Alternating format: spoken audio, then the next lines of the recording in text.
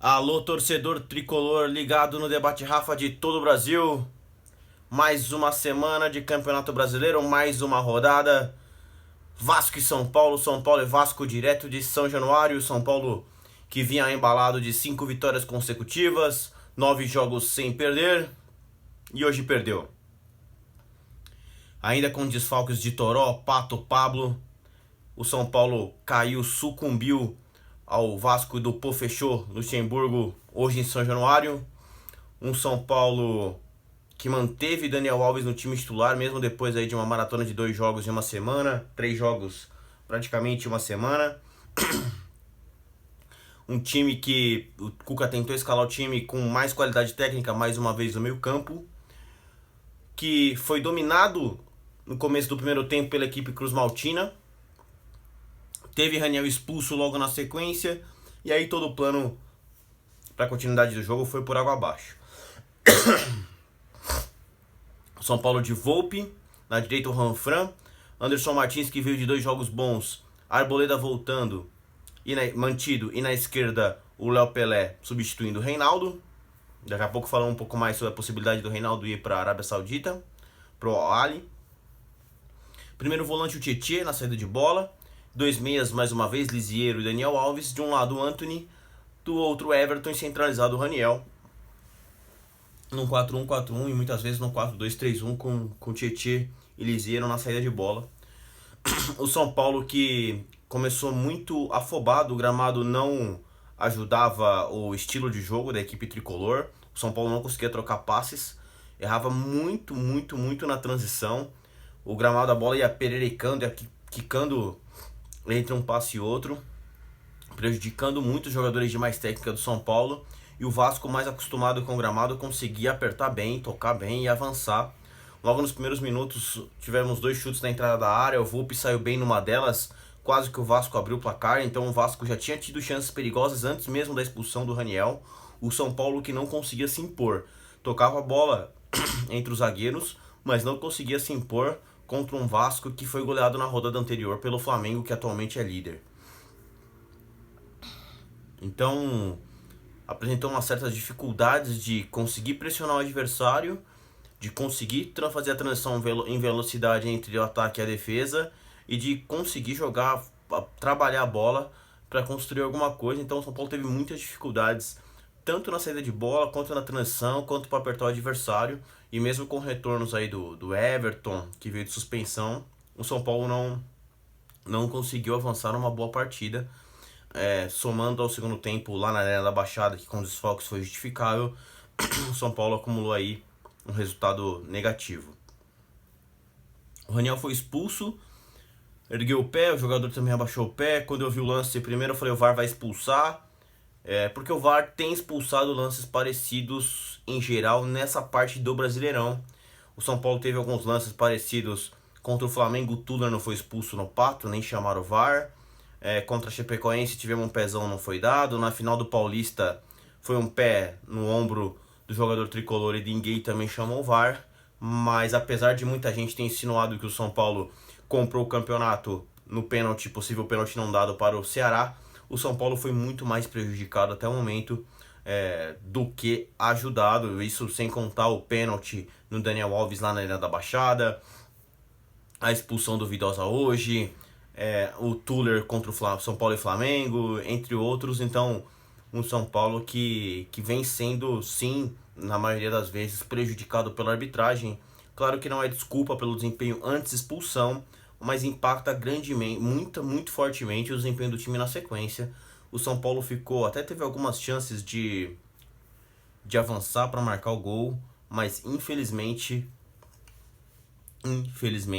o São Paulo não conseguia concluir as jogadas e teve grandes dificuldades, assim como depois que abriu 1-0 contra o Ceará, assim que abriu 1-0 contra o Atlético Paranaense, de encaixar um contra-ataque para matar o jogo. Então, logo no finalzinho do primeiro tempo, uma bola enfiada pelo Daniel Alves por cima pro Everton, ele se embananou um pouco com a bola, não abriu na esquerda pro Tietê, acabou batendo no meio do gol.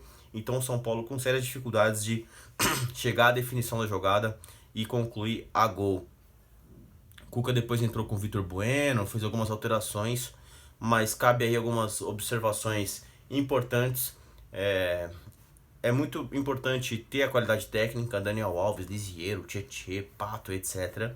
Mas o São Paulo precisa de alguns jogadores um pouco de pegada no meio campo que possam agregar na roubada de bola e na proteção à zaga. Claro, o São Paulo tomou poucos gols nas últimas partidas, mas também pegou o Ceará em casa, e aí teve o possível pênalti que não foi dado, e o Ceará teve chances de empatar o jogo. O Volpi fez boas defesas.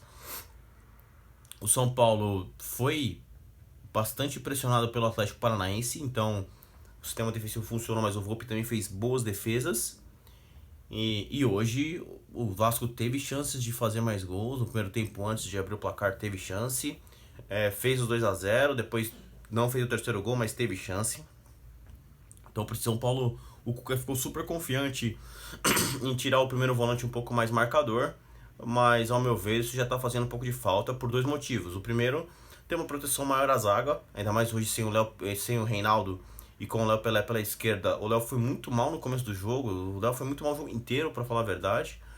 E então a gente ficou com essa deficiência defensiva e ficamos com uma deficiência ofensiva, porque o Tietê faz muita falta na segunda linha, porque ele é muito importante na transição ataque e defesa, chegando à área adversária e depois recompondo. E o Tietê ficando mais como primeiro volante, a gente perde essa combatividade e essa chegada no ataque, já que o Lisieiro não tem a mesma velocidade e o Daniel Alves faz a abertura um pouco mais para lateral. Então, na minha visão, o Cuca tem que rever esse ponto. Para mim, o melhor jogo pós-Copa América foi contra o Santos, onde a gente tinha a linha de Toró, Pato, Everton e Tietê. Ou seja, velocidade, técnica e pressão. Pensando numa linha como essa, você talvez tire o Toró, coloque o Daniel Alves e você iria ter Tietê e Everton na esquerda do Pato, centralizado o Pablo. Ou o Antony, o Daniel Alves, o Everton e o Pato. Então precisa pensar um pouco como manter, porque para mim contra o Santos foi a melhor partida do São Paulo no ano, e foi um São Paulo mais leve, mais agressivo. Tudo bem que a gente tá sem o Pato e o Toró com relação à agressividade. Desculpa, gente, a gripe hoje tá complicada. Peguei um pouco de gripe nesse final de semana, frio em São Paulo. Acabou com a minha garganta aí, tá bem difícil, mas não vou deixar de fazer o vídeo aí com vocês. Então, a minha preocupação é melhorar o futebol, já que o São Paulo teve, logo na sequência, assim que pegou o Santos, no jogo anterior, o São Paulo teve um desempenho de G4, um desempenho de parte de cima da tabela. E hoje, antes da expulsão do Raniel, com os desfalques contra o Atlético Paranaense e um pouco contra o Ceará, não teve um futebol de G4. Teve resultado de G4, mas futebol ainda não.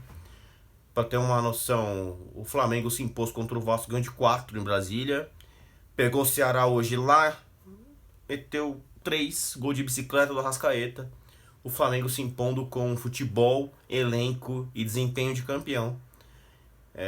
Então o São Paulo precisa encontrar um ponto de equilíbrio, precisa dar uma olhada dentro de casa no seu refis para melhorar alguns pontos relacionados à correção de rumo para a recuperação dos jogadores, para se preparar e manter a luta pelo G4, que esse é o nosso campeonato. Hoje, com os reforços, com o dinheiro gasto, a nossa luta é pelo G4.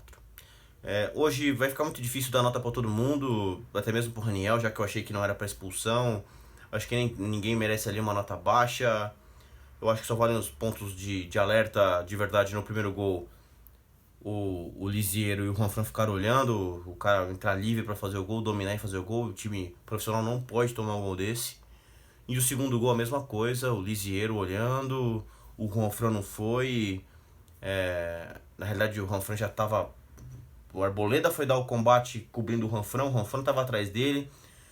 O Anderson Martins acompanhou o atacante e o Lisieiro não chegou no Marco Júnior que fez o gol. E nenhum volante também recompôs, então time, olha, São Paulo que tomou poucos gols no Brasileirão não poderia ter tomado gols daquele tipo.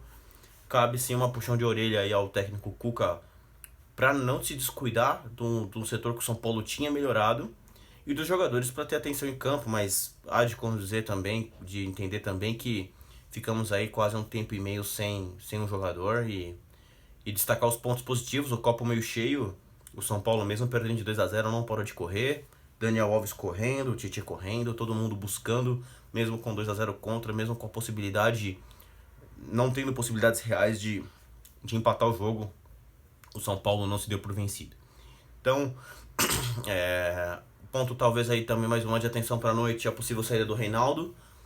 A rádio, postei hoje no meu Instagram, Debate Rafa, há uma informação de uma rádio lá no Oriente informando que o São Paulo já teria acertado a venda do Reinaldo para o Al-Ahly. Se for verdade, é um ponto de preocupação. O mercado brasileiro posterior está fechado. Não sei quantos laterais esquerdos hoje chegariam hoje para suprir até mesmo no nível do Reinaldo, que não é um primor, o melhor lateral esquerdo do mundo, mas com certeza está entre aí os principais laterais esquerdos do Brasil hoje. Não sei, hoje o Reinaldo mostrou muitas deficiências.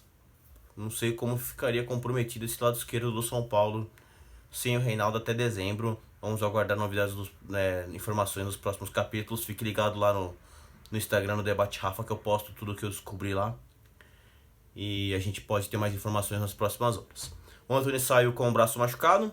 Vira dúvida para a próxima partida. Vamos fazer exame para saber o que aconteceu com a clavícula dele. Torói, Pato e Pablo podem ser as novidades contra o Grêmio. Sábado, 11 horas no Morumbi. Venda para sócios torcedores deve acontecer a partir de amanhã, se eu não me engano. E na sequência, daqui 2 dias, para o público em geral. Expectativa de bom público. Precisamos empurrar o Tricolor para manter-se ali entre os líderes G4, G6. Essa vaga da Libertadores vai ser muito importante pra gente. Vamos apoiar. Beleza, galera? Não vamos ter nota pra ninguém hoje. É muito difícil dar nota com a menos. Reconheço o esforço, reconheço o copo meio cheio. Quando eu ganho as 5 seguidas, a gente não veio aqui comemorando, dizendo que, putz, agora vamos ser heptacampeão. Não. E assim, perdendo também não vai deixar de brigar pelo G4, pelo G6. Tem coisa pra melhorar. Eu acho que o Cuca precisa nos apresentar um futebol muito mais parecido com o futebol demonstrado contra o Santos e menos do que apresentou nos últimos jogos. Precisa ter esse desempenho. Comemoramos os resultados, comemoramos aqui com o sofrimento, a gana deles, mesmo com os desfalques. Mas o Cuca precisa melhorar a qualidade de desempenho do time. Já está há muito tempo, já teve parada de Copa América, teve semana treinando. O time precisa apresentar maior qualidade e o departamento médico precisa corrigir alguns rumos relacionados às recuperações dos jogadores. Beleza, galera? Um grande abraço aí pro pessoal de São Bernardo do Campo que tem comentado aí meus vídeos. Um grande abraço, tamo junto sim aí. A força do ABC com o Tricolor é muito forte. Um abraço a todos os nossos colegas aí. Um abração, vai Tricolor, vamos São Paulo!